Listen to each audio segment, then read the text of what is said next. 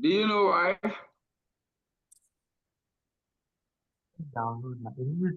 After today, you will not see me again until we meet for revision and exam. So the next few minutes, I would like us to be serious. So now we'll be looking at institutional barriers to sustainable social development. Are we in the class? Yes, sir. So let's quickly look at some few institutional barriers. The first is corruption. The first is corruption. And that undermines trust in institutions and impairs the effective implementation of sustainability policy. When there is no trust, there cannot be effective implementation. So corruption is a basic problem, a basic barrier, a major one for that matter, when it comes to the issue of sustainable social development. Number two is weak enforcement of environmental laws and social protection measures. When enforcement of environmental law is not effective, it becomes a problem, it becomes a challenge. So that is a major point of concern. Weak implementation, weak implementation or weak enforcement of environmental laws. Weak enforcement of environmental laws. Number three is what we call exclusionary practice. Sorry, number three is lack of coordination. Yes. Lack of coordination between the level of government and between sectors. When there's no coordination between the health sector, the educational sector, the environmental sectors, and the economy, it's a major problem. There's no coordination, and we saw how interdependent they were. Education is depending on health, health is depending on environment, environment is depending on the economy. So when BRICS is not in place, it becomes a major challenge. It's a major barrier, lack of coordination. Then the fourth is exclusionary practice, where marginalized groups such as women, indigenous group, and lower income community have limited access to decision making and resources. Some peoples are excluded. The marginalized group are excluded. It becomes a major barrier. Then political and economic vested interests that prioritize short-term gain over long-term gain. When our political interest, our economic interest become a short-term, sustainability will be very difficult. So majorly these are the barriers. These are the barriers to sustainable social development. Any question? Any input?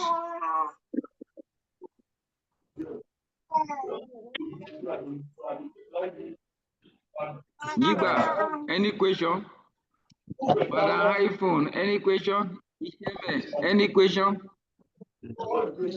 Me, I just join. If there is no question for progress. now, sir. Question. Okay, let's look at sustainable governance framework. Okay. Sustainable governance framework is a process, structure, and practice through which decisions are made and implemented in a way that promote long-term sustainability while considering social, economic, and environmental dimension. When we talk about sustainable social framework,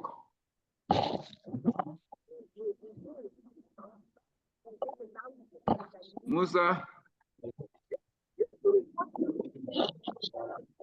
So when we talk about sustainable governance, we are specifically talking about the processes, the structure, and practice through which decisions are made and implemented in a way that promote long-term sustainability. Which way decisions are made? What are the processes?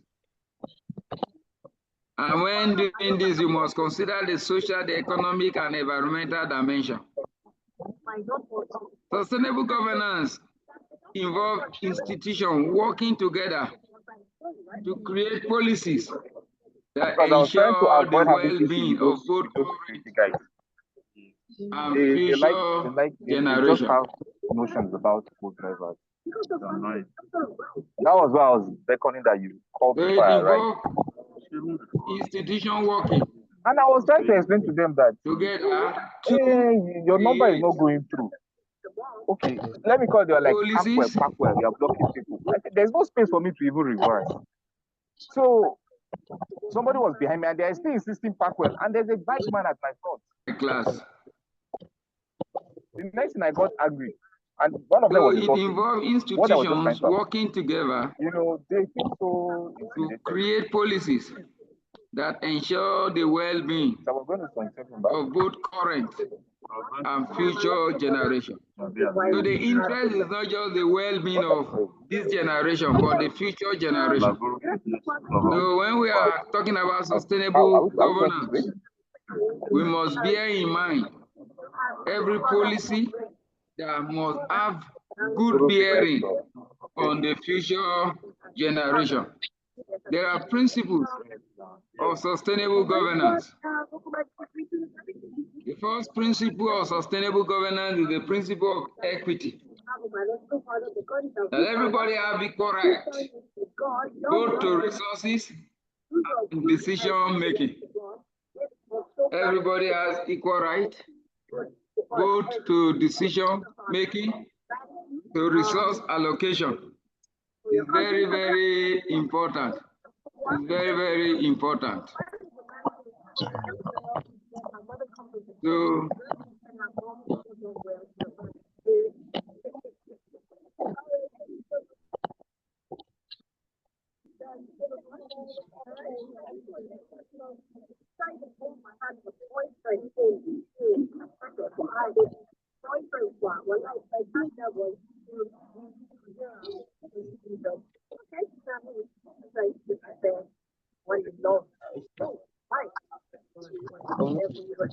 the second point is accountability.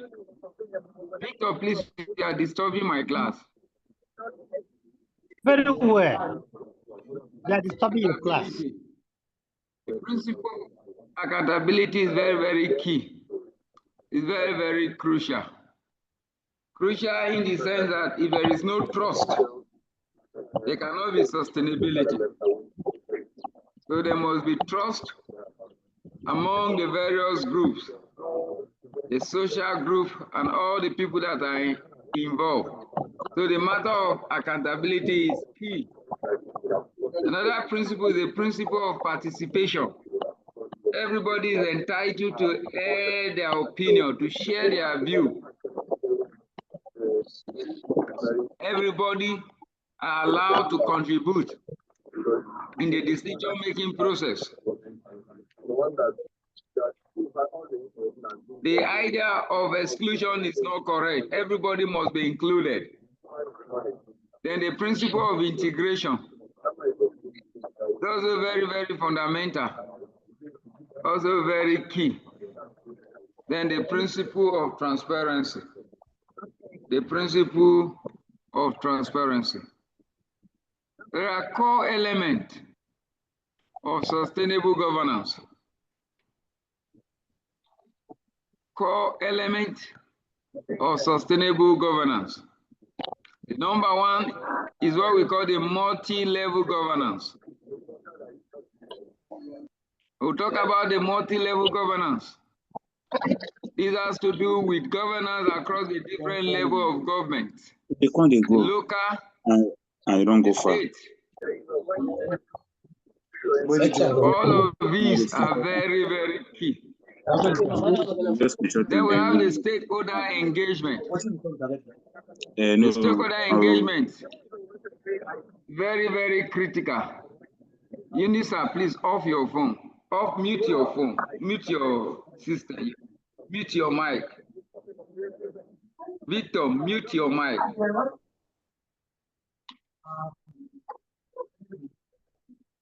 So stakeholder engagement is very, very vital. For there to be sustainability and ownership, there must be stakeholder engagement. As I explained yesterday, the need, suggestion should be bottom top, not top bottom.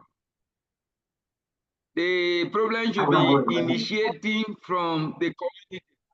The community should be the one initiating what they want. They should be able to come up deciding how to solve their problems. Very, very important. Then we have adaptive governance.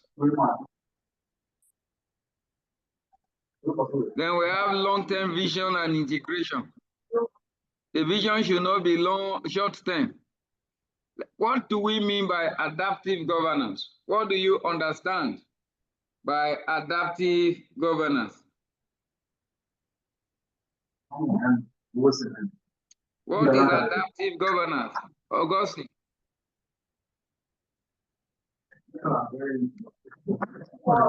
What is adaptive governance? That's true. Maybe funny. Raise up your hand. I will give you opportunity to talk. Teso, you are disturbing my class. What is adaptive governance?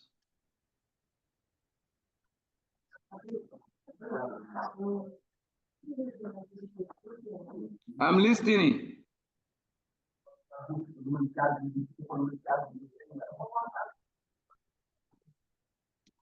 Adaptive governance. Madam Hyphon, what is adaptive governance?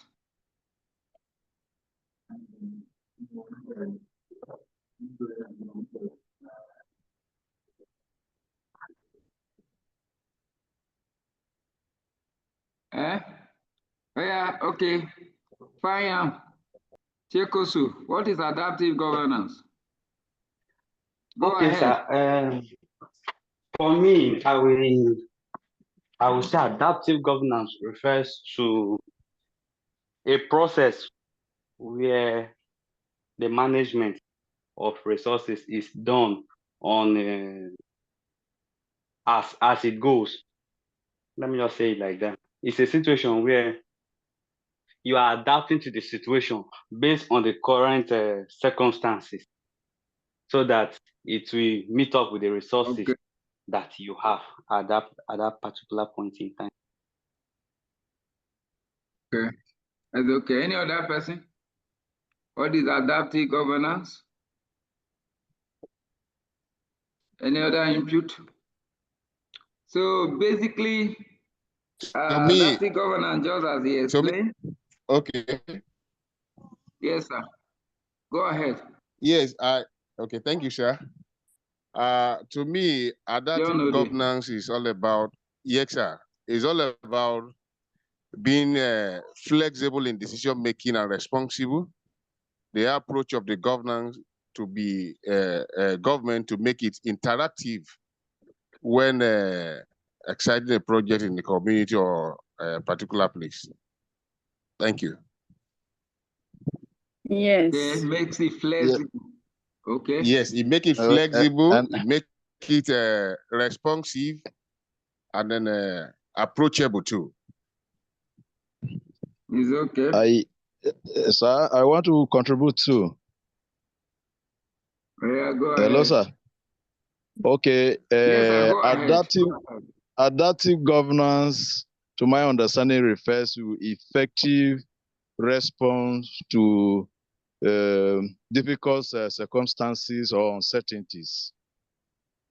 That is my understanding of it being to uncertainties and flexibilities in making decisions. Okay, that is a good one. So in the bottom line, we are talking about flexibility, adjusting to the realities on ground. You don't need to be static. Ability to adapt to the situation and improve changes. Basically, that's what we talk about adaptive governance. Then the next point is core long-term vision. Long-term vision and integration. The point of emphasis here is that the interest of sustainability is not just now. The vision is that if I'm using this thing, let it be that it will profit the generation to come. You don't just use it and use it up. You use it with a mindset. The vision should be that this thing we are planning, there should be a long-term implication. And we should be able to integrate them now and the future. So these are the basic 4 core elements of sustainable governance: multi-level governance, stakeholders engagement, adaptive governance, and long-term vision and integration. Very, very key. So let's make progress. Can we proceed? Let's look at key governance models. Key governance models for sustainability. There are some models that are very necessary for sustainability. One of such models is what we call decentralized governance. Decentralized governance. In the case of decentralized government, we say governance, rather we say local government and community have direct role in decision making and resource management. It's very, very key. Ensuring that policies are more responsible to local needs. So at this point, they are not just deciding at the top. The local government, the communities, they are part of the governance. They are part of the decision making. They are part of the formulation. The number 2, we have what we call the participatory governance, which encourage community involvement in environmental conservation, resource management, and social policy. Participatory. While you are decentralizing, number 1, then you are ensuring that everybody participates. The community participates, the stakeholders that are involved, they are all involved in environmental conservation. How do the community come together to conserve the environment? How do they manage resources? Resources must be managed among the community. And what are the social policy involved? Example of such is community-based natural resource management, the CBNRM, where local communities are empowered to manage their natural resources sustainably. So that is the participatory governance. Then we have what we call the integrated governance. And this model emphasizes the need for coordination and collaboration across different sectors. And these sectors may be the environmental sector, the economic sector, the social policy. How these various individuals integrate together, how you combine them and collaborate. It focuses on policy coherence to ensure that actions in one sector do not undermine goals in another sector. For instance, economic growth policy should not conflict with environmental protection goals. Of course, we are looking forward to see how we grow economically. It be that the activities that will result to economic growth undermine environmental protection goals. The idea there is that the sectors involved, they interplay, they integrate. Each sector having respect and value for another sector. There's a mutual relationship. that no one is undermining the other sector. Then we have a collaborative governance. It's a governance model that fosters partnership between government, businesses, and civil society organizations. So both government and businesses owners and civil society are collaborating together. It's a partnership. It encourages sharing knowledge. Basically, the knowledge from the industry may not be the knowledge from the government. So when knowledge are pooled together, they will ensure sustainability, and they will definitely address sustainability challenges, just as renewable energy development or sustainable infrastructure project. Because these people are partnering. The business people knows what to do to make it sustainable. The government knows how to come up with policy that will guide their work. Then we have the global governance for sustainability, another key governance. And this addresses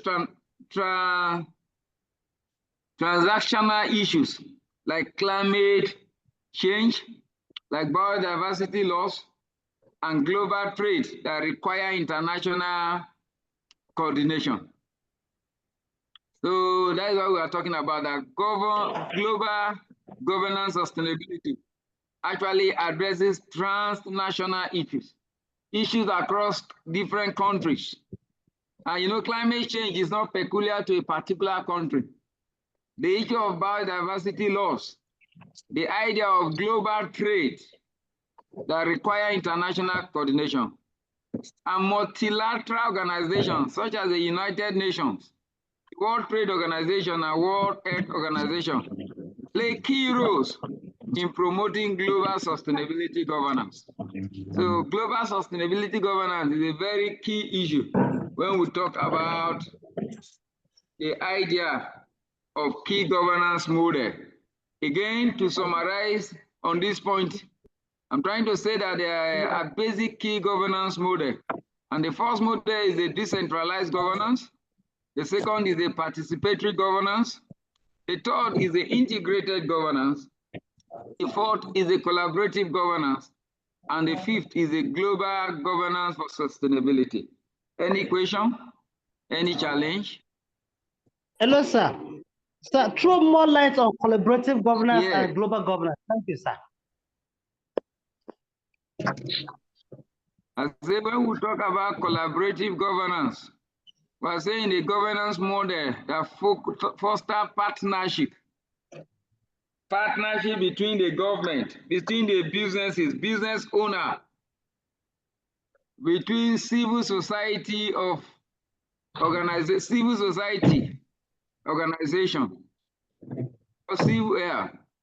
all of these people, they collaborate with business organizations. The government can produce policy that are favorable to the business.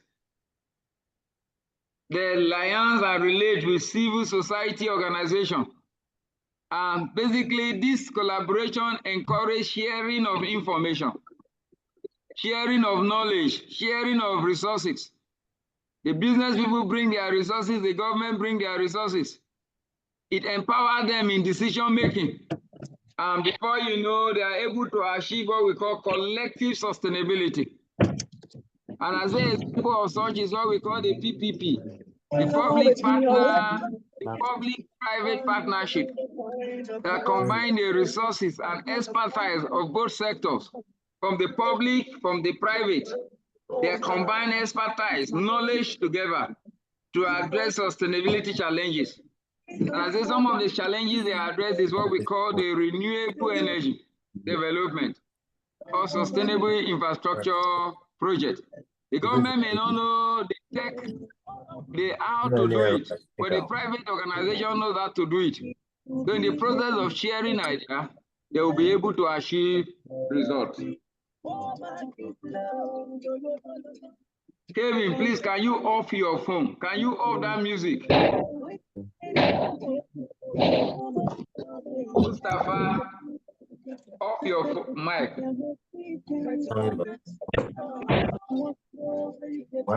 Then I also explained that the global governance sustainability, it addresses transnational issue. And then some of the transnational issues are like climate change, biodiversity loss, and global trade. And these require international coordination. The multiple or multilateral organizations, such as United Nations, World Trade Organization, World Health Organization, play key roles in promoting global sustainability. This is not local sustainability governance. So these are the issues there. Let's quickly look at the opportunities. Well, let's start with the challenges in sustainable governance. There are 4 basic challenges I will talk about. Number 1 is weak governance capacity. Many countries, especially in the global south, face weak institutional capacity to enforce sustainable policy and manage natural resources effectively. So when there are strong policy, strong governance capacity, they will be able to enforce some of those laws. We have the anti-grazing law in Benue State that is not enforced because of the weak governance capacity. So then when governance build capacity and ability to enforce.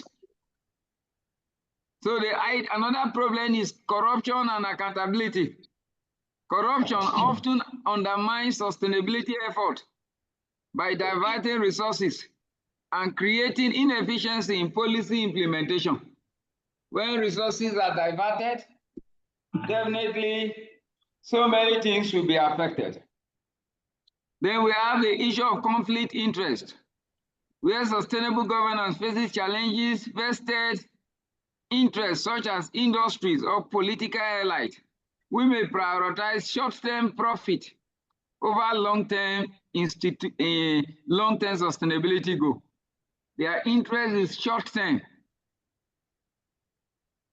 So there's always a conflict between long-term sustainability goal. Most of the politicians and people in power, their interest is what they can eat now, not minding what will happen in the future. Then we have another major challenge we call fragmented policy framework. Lack of integration across sectors. The health sectors are having their policy framework. The environment are having their policy framework. The economy are. So you discover that these policy frameworks are not integrated. They are fragmented. And level of governance can lead to policy incoherence.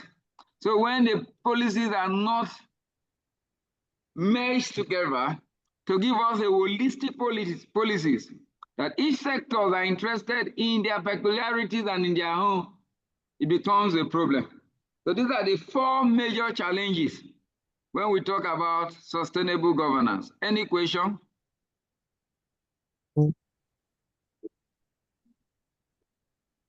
Let's look at opportunities in sustainable social governance.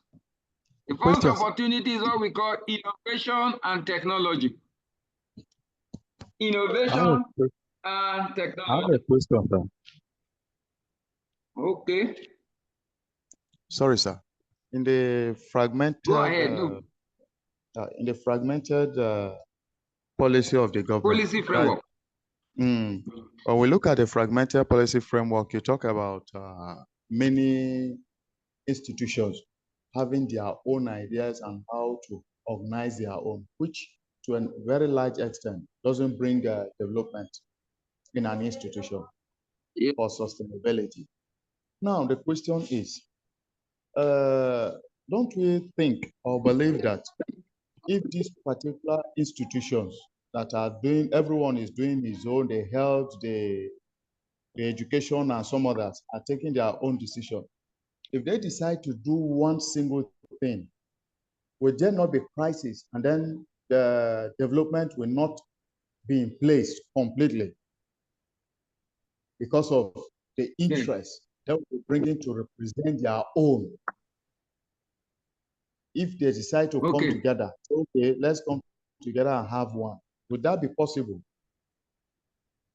It is very possible. And that is why we talk about integration. When the various sectors integrate, and you remember before we went on break, We were looking at how the various sectors are depending on each other. The education depends on the health sector. The health sector depends on gender and all of these things. So all of these different sectors, if they come together, brainstorm, there is a way they can marry their idea and it will become holistic and they will solve more problems. But you see, all of these different sectors have what they are benefiting independently. So the idea of coming together will undermine some of their personal profit. I haven't understood from the beginning that most of the people involved are political boys. Their interest is a short term, not a long term. So it affects policy. Let's look critically to Nigeria. The people in power that are formulating policy, they're only formulating policy that are favorable to them, not a policy that is favorable to the entire community. So these are the challenges that we are talking about. Do we understand? Very well, sir. Is my explanation clear? Yes, sir. Very clear, sir. When people come together, they do more exploits than when they work as an entity. It happens in our home. When husband and wife and the children are together, you discover that we will achieve more results. We will break more ground. But when the husband has his own policy, his wife has his own policy, and the children have their policy, it's a scattered home. But when there is an integration, it is called interagency cooperation. Okay, so that is the term, interagency cooperation. Well, so when there's a cooperation among agencies, you'll discover that they will achieve more results. And there won't be loopholes, because the loopholes will be covered. A different agency or sector will cover for each other. Are we together? Very well, sir. Thank you, sir. So let's look at opportunities in sustainable social governance. The first opportunity is innovation and technology. And I say new technology includes renewable energy, data analytics, and digital platform. They offer opportunities for improving governance efficiency and achieving sustainability. So if governance will employ and take advantage of innovations and technology, they will do better. Another opportunity is increased public awareness. Growing public awareness and demand for sustainable products, environmental justice, and social equity are putting pressure on governance to adopt sustainable governance framework. So there are pressure. People are getting more aware that there are sustainable products. People are getting more aware of environmental justice. People are getting more aware of social equity. And because of this awareness, governance are put under pressure to adapt sustainable governance framework. Then number 3 is the idea of global cooperation. Increasing global cooperation on issues like climate change and biodiversity conservation presents an opportunity for strengthening institutional arrangement at international, national, and local level. So the place of global cooperation cannot be overemphasized. Can I progress? The next point we will look at is multi-level governance. Sir? Go on, sir. Go on. Continue, sir. Continue, sir. Okay. Multi-level governance and global local interaction. What do we understand by multi-level governance? What is global local interaction? By this we mean that the way decision-making authority and policy implementations are distributed across a multiple level, from the global to the local, and how these levels interact and influence each other. How does the international affect the national? How does the national affect the local? How does the local affect the communities? The multi-level governance. There are level of interactions. So the way this decision-making authority and policy implementation are distributed, are they just within the international, are they national, are they local? These are the issues we want to examine. So multi-level governance actually describe a complex process where authority is shared across different levels of government.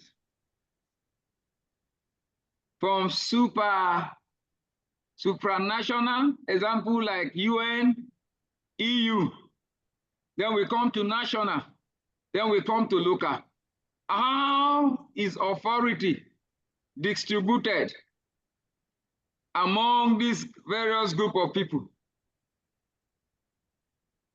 Among the public and the private. There are key features when we talk about multi-level governance. Basically, we have what we call the vertical dimension, the horizontal dimension, and the network governance. Please, are we together? No, we're not. Are you with?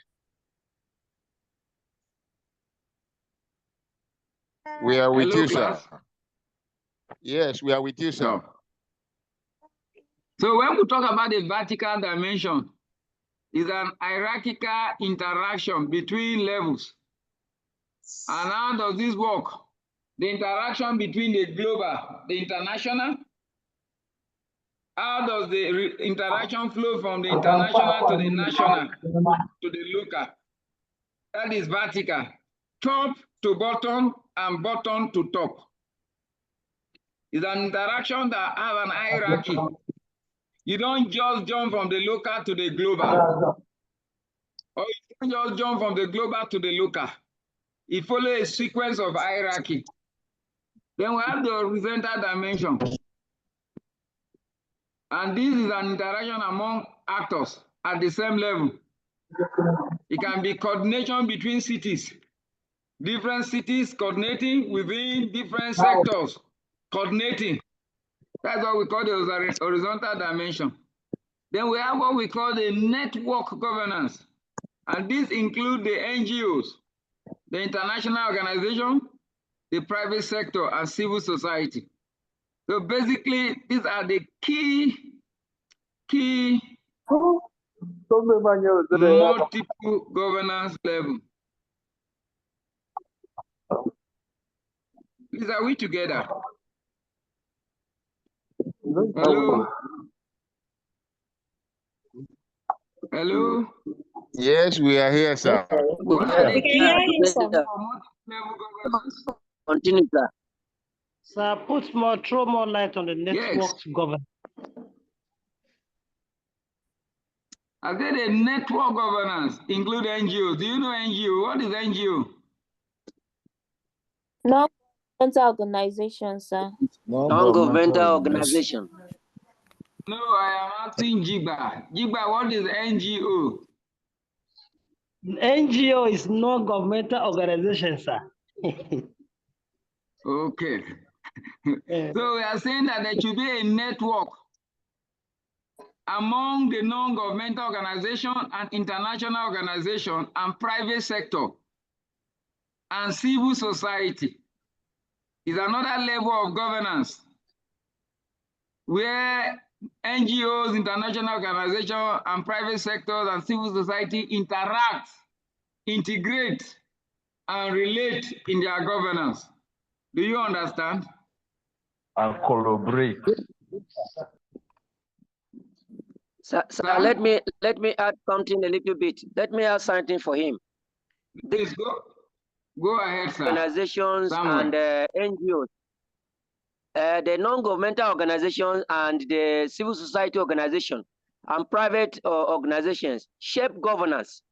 They also shape policies of government. In other words, we can say they checkmate as they collaborate in order to make these policies implementable to the benefit of the society and the community as whole. Thank you for that input. So we have two types of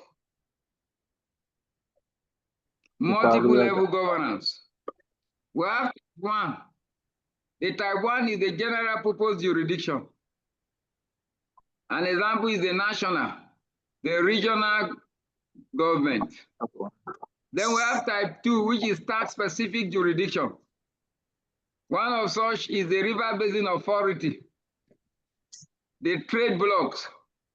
All of these are types of multi-level governance. The general purpose, which is type 1, the tax-specific jurisdiction, which is type 2. Let's look at the global-local interaction. The global-local interaction refers to the way global trends, institutions, and actors affect local policies and vice versa. How does the global trend, global institutions and actors affect the local policies? And how does this local trend, local institutions and local actors also affect the global policies? So you discover there is an interaction. Both the local influences the global and the global influences the local. In terms of global local, policy diffusion is international agreement. Example, climate change treaties shape local policy. Funding flow, donor agency fund from local development project. You see donor agencies sending money to a local community for local development. And the normative influence, you see global human rights norms affect local laws. So these are the interaction between the local, between the global and the local. Then we have the local to the global. Policy innovation, where local experience from participatory budget influences global practices. I discover what happened globally. Some of them are product of local participatory discussion and budgeting. Then we have group activism, where local movement, example, Friday for Future, gain global transaction. And we have data sharing. It's a local climate or earth data that fed into the global assessment. There's no data from the global world. It is from the local world that we gather data for global world. Let's look at real world example.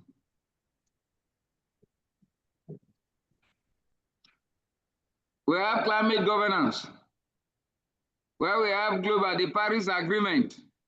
We have public health, the World Health Organization who guide during pandemics. We have the migration policy. I have less than 9 minutes, so I want to see how I can cover some things. So basically, these are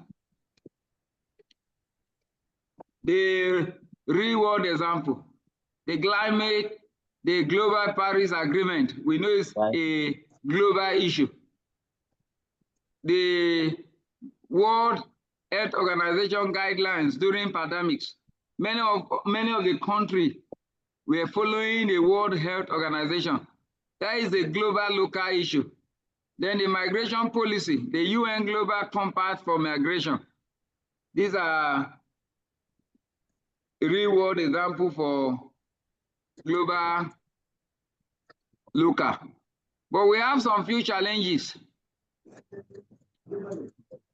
The challenges and opportunity. The challenges for this is that coordination problem. There's a problem with coordinating the local and the global. There's a problem coordinating the global and the local. There's also a problem of power imbalance, where local voices are ignored in the global forums. The global forum, they don't take notice of global voices. Then we have the problem of policy coherence, where national versus local priorities may clash, that the interests of the local people may not be the same interest with the national. So there will become a clash of interest. Then again, we have the opportunities where we can tailor policy making. Both the local and local policy can be tailored together. And we have innovation at local level too. that the local people can also come up with new ideas, then we have increased legitimacy and accountability throughout inclusive government. When there is an inclusive governance, there's an increase in legitimacy, there's an increase in accountability. Finally, because of want of time, let me quickly explain the concept of GSR, corporate social responsibility. I would have liked us to make input on what corporate social responsibility means, but for the want of time, so in the next 6 minutes, I should be done with this class.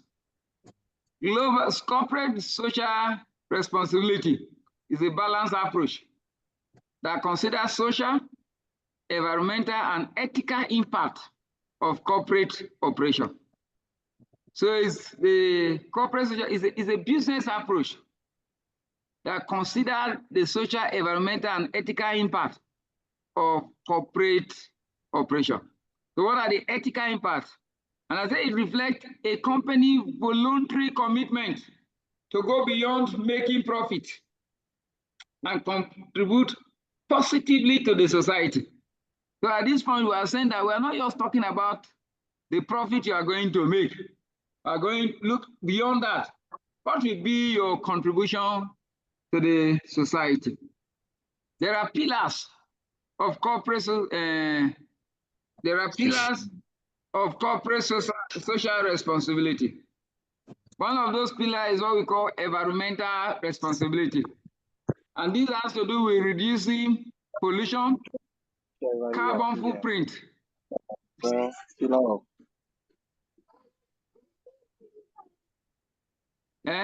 Environmental responsibility.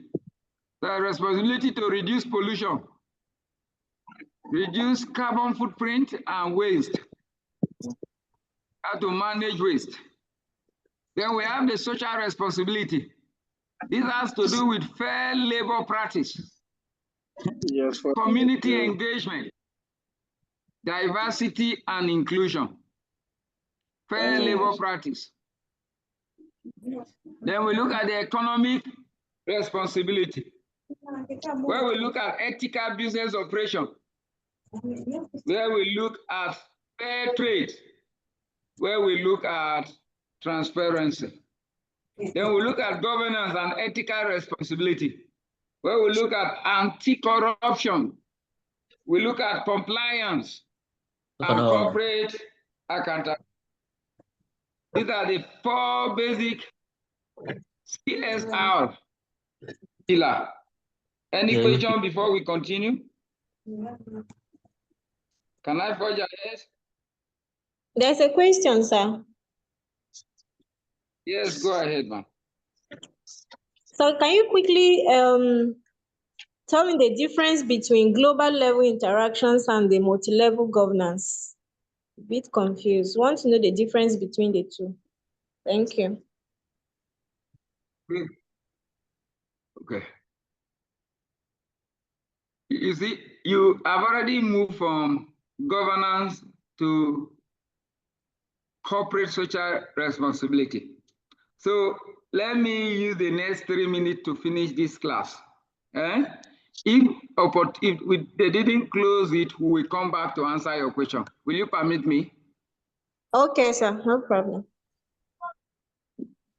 Sorry for that, because there are 2 different topics. Let me just finish this one I'll dive into.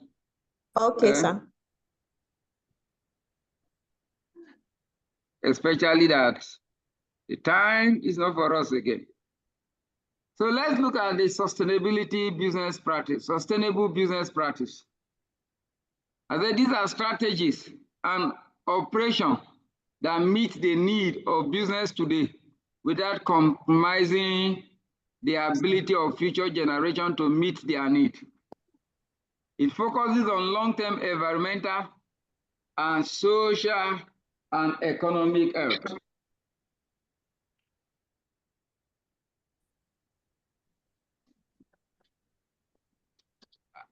Sorry.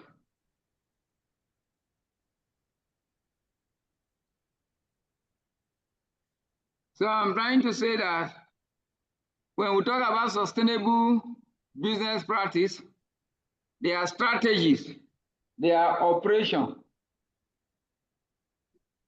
that meet the need of the business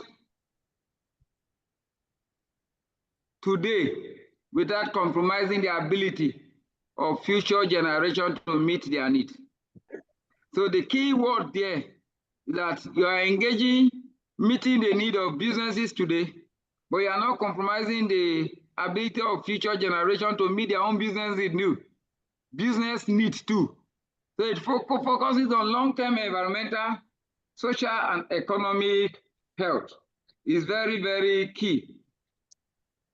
And there are core aspects of it. The core aspect is sustainable supply chain. This is ethical sourcing, low emission logistics. Then another aspect of it is resource efficiency, water and energy conservation, waste minimization. Then we talk about circular economy, when we talk about recycling, reuse, and product life cycle thinking. So that is the circular economy. And we talk about the green innovation. And this, we are talking about eco-friendly products and clean technology. And clean technology.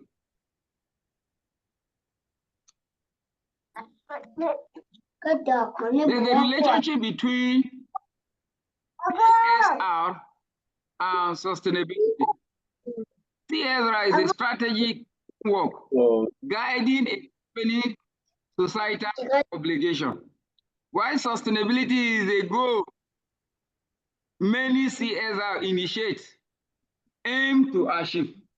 The goal they aim to achieve is basically what sustainability is all about. So the CSR helped operationalize sustainability through defined practice and community. It helps to operationalize sustainability through defined practice and community. And there are benefits for businesses. It helps brand reputation and customer loyalty. It helps investor attraction, regulatory compliance, operational cost savings, talent attractions and retention. And there are challenges: greenwashing, cost of implementation, lack of standard metrics or global standards, and supply chain complexity.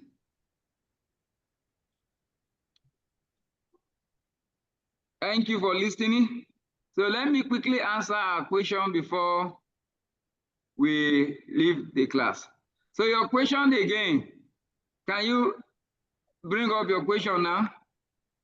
So I was asking of the difference between global local interactions and the multi-level governance. Okay. If you look at the explanation there, I say multi-level governance describes the complex process where authority is shared across the different levels of government. It talks about the sharing of authority. And I say there are three: vertical, horizontal, and network governance. So it's the share of authority from the top to the bottom, or from the same strata. Then I say global local interaction. There are actually ways where global trends, institutions, and actors affect local policy. On how local policy affects global policy.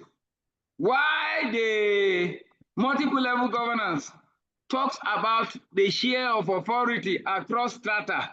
This one talks about how the local influences the global, and the global influences the local. Please, do you understand? Yes, sir. That means to say at the global local interaction, there is a kind of reversible influence on the various sectors. Yes, the global the local. The local can affect the global. Okay, but it doesn't happen like that at the multi-level level of governance. No. At the multi-level governance is actually a distribution of authority, distribution of power. Our power flow from the top to the bottom. And okay, that is a vertical dimension. Okay. Also has an horizontal dimension. How it flows within similar sectors. And I talk about the network again among the NGOs. So these are multi-level governance. For global local, it is not power distribution, it's an influence. The influence the global has over the local and the influence the local has over the global. Do you understand? Yes, sir. Yes, sir, we do. Yes, sir. By the power vested in me, and by the time given to me to teach this course, I want to believe without any reasonable doubt that I have convinced you that Sustainable Social Development Theory 801, I have dealt with my part, and I have done justice to what I supposed to teach. Eloquently, those that say yes, sir, you have done eloquently. Yes. Huh? I'm already clapping for you, Doc. Thank you very much. Thank you very much. Thank you. So tomorrow you will be meeting done with justice to your work. Mrs. Yolame. Thank you so much, sir. Thank you. Thank you very much, sir. Very much. Thank you. I will be interacting with my project students one-on-one very soon. Have a nice All right. day. Thank you, sir. No, thank you, sir. Have a nice day. Thank you, sir. By latest this night or tomorrow morning, you will see the material on the platform. Thank you very much. We appreciate. I will drop the material either this night or tomorrow Keep morning. interacting. Thank you. I appreciate all of you. Thanks for your commitment. Thank you, Thanks for your sacrifice. Thank you, sir. We appreciate you, sir. Much more noise. Thank you, sir. Bless you, sir. We'll keep on keeping in touch, sir.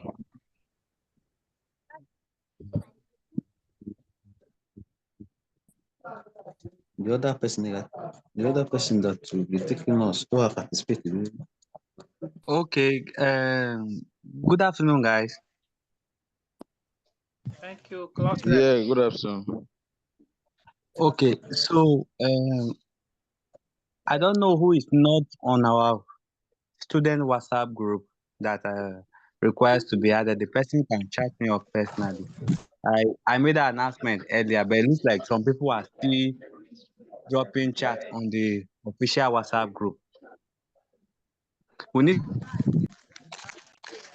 to have our own one, this other one, so that when we talk on the other one, we look like people who are smart. Not everything will take to that other group. And then again, we are still having this issue of people leaving their mic mute. Can we just make it a point of duty that every 15 minutes you check whether your mic is on or not? Please. With this, we can minimize the distraction during our classes. Yeah, you're right. For me, I'm sorry. It happened to me today, but it was very, very unintentional. Yes, your class rep, you also try to talk to Musa. Musa is the one, all the times you will leave the class and go and be speaking Hausa. And this other person, if you are in class, please don't join the lecture. If you are in class teaching your student, there's no need for you to be marrying two wives at the same time. You talk to them personally. Okay, so in fact, I took down the names of people who were disturbing our class. Kevin has said that at some point was even playing music. So I think we will discuss this in our personal group and decide if it means that subsequently, if you decide to disturb our class, the next class we'll start sending these things privately, so you will not be able to get access to the link. We will do it too. So you disturb one class, this is our group that we are entering inside. I beg your advice. It is not a group that will be insulting ourselves on it. When somebody bring an idea, you see another person will turn up. No, anybody that insults will be removed now. Enter the group first now. No, Forget about no. insult because I'm already carrying cane to be knocking people who are making noise in that group. So just enter the group first. Okay, now so guys, thank you. Coach Rep. You re-emphasize. Talk more on the WhatsApp group. Coach Rep, what you will do is that you will. Hello, Coach This Rep. guy, this group is not. I mean, this space is not very safe for us to be saying everything.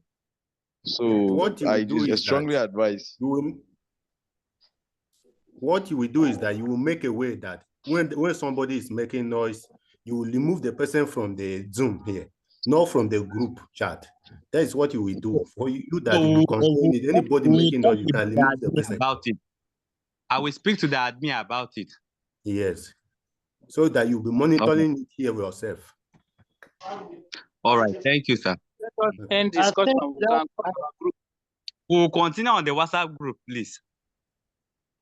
The idea somebody brought that our mics should be monitored periodically is a welcome development. At times you can forget, at times or consciously or unconsciously. So I think we should be monitoring our phones to know whether our mics are on or not. I think that's a welcome development. Thank you. Yeah, thank you. Like me, I admit it happened to me today, but I was not aware. So someone had to call me. So sorry about that. GV 960. GV 960. Sorry, last question. I think we are continuing tomorrow 10 o'clock, right? Yeah. So. Hello. By 10 o'clock. Yes, right? tomorrow by 10. Yes. With a different course. It's okay. Is it a different course or different lecturer? Different lecturer. A different facilitator. Okay, on the same course. Facilitator. Yes, so on the same course. Hi, Mr. Dr. Takwe, whether now my dog, Dr. Jigba, God bless you. Permission to leave the group, to leave the Zoom meeting now. It's okay, okay. Thank you for your understanding.